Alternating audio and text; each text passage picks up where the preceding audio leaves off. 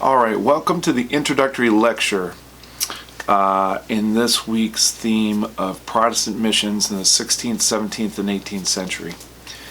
I will warn you, this is one of the more difficult and controversial series of lectures to give because we're going to deal with race and slavery, Protestant Catholic.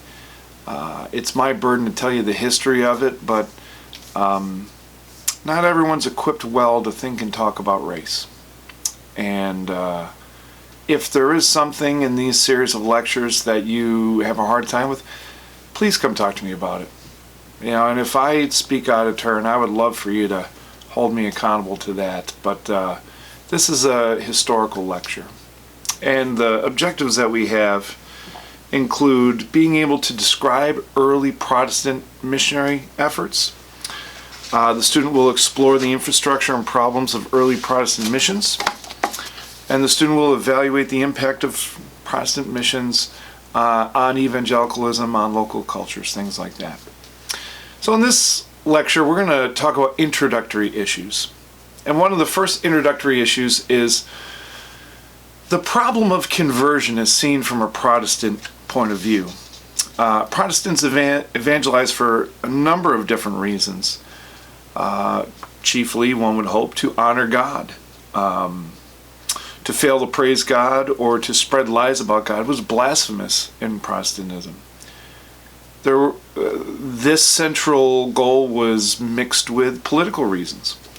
Religious minorities are vulnerable, and therefore the more that belong to their group, the more stable they are. And we have to remember Protestantism is now a minority religion in Europe surrounded by Catholicism.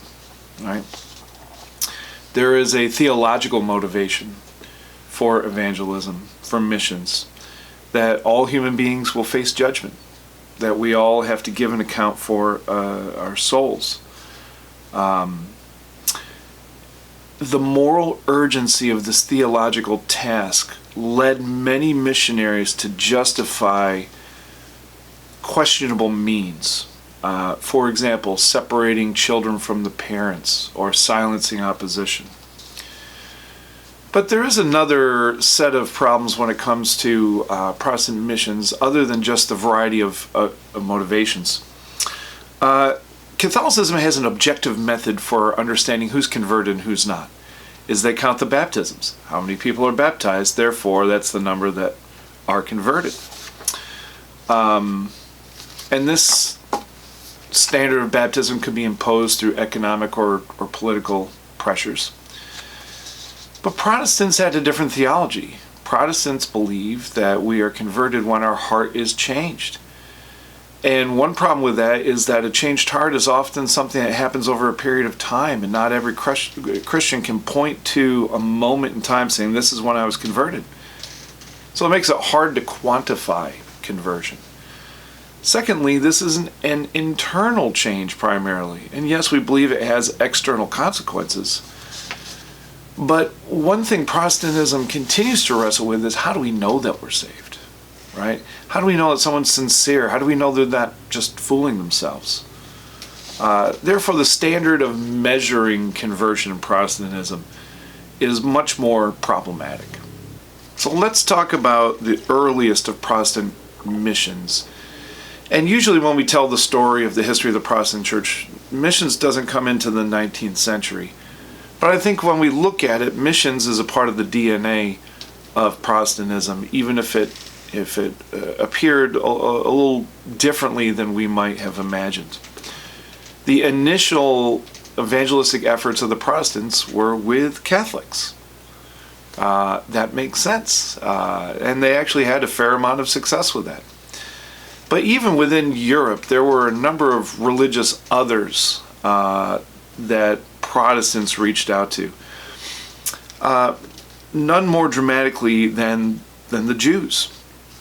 During the Middle Ages, Christians were of two different minds.